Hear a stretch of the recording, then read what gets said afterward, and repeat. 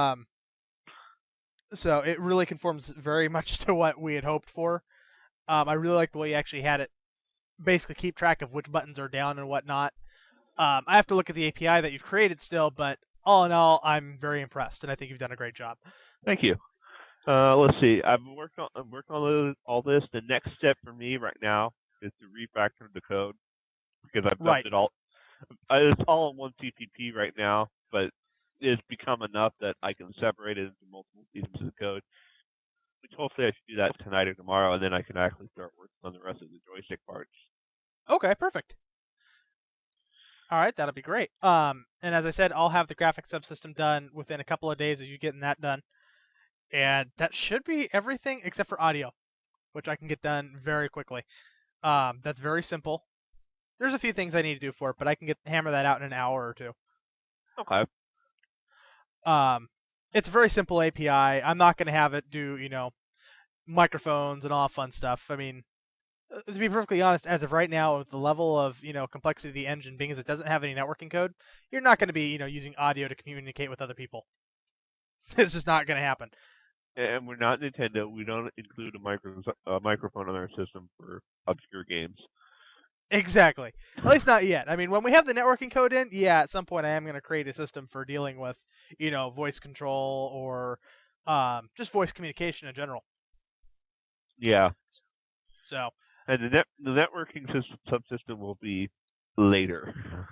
Yeah, that's not going to come in the 1.0 release. There's a lot that has to be done in groundwork before we can even get there.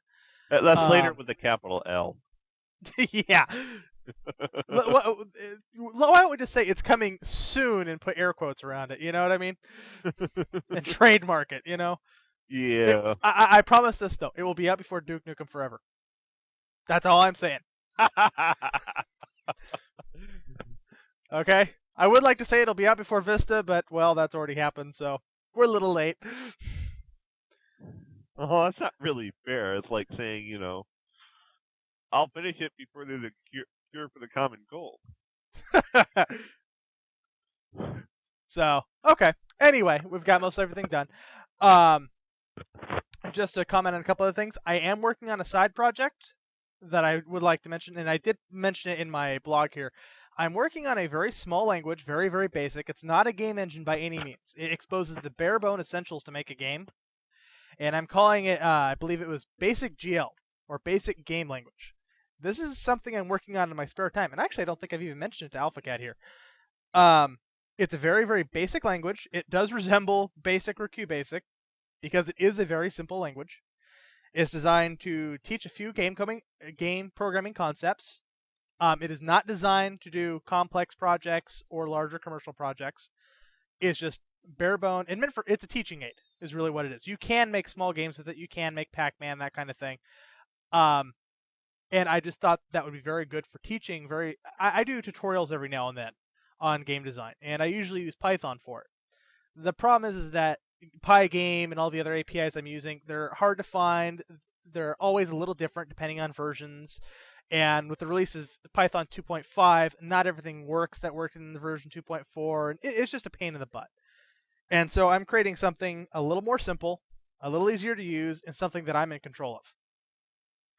I'm not promising when that's going to be released because it is a project. I'm doing it in my spare time as a fun project. So, but And be we're on the not getting lookout any as I class will do it credit. now and then. Say it again? And we're not getting any class credit for it.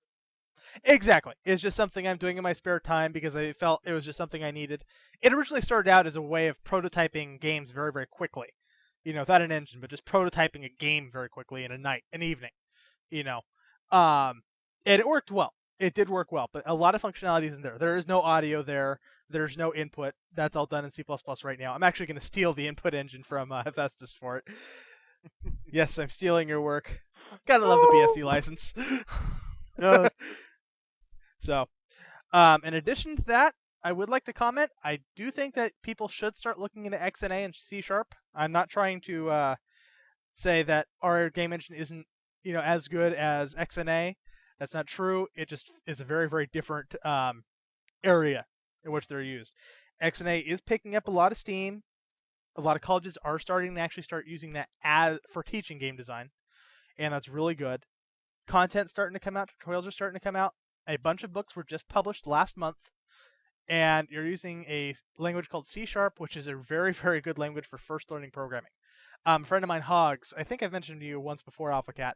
Um, I've been teaching him to program in Python for a little while now, off and on. I wouldn't say I'm really his teacher so much as I'm just answering questions that he has. And Uh-huh.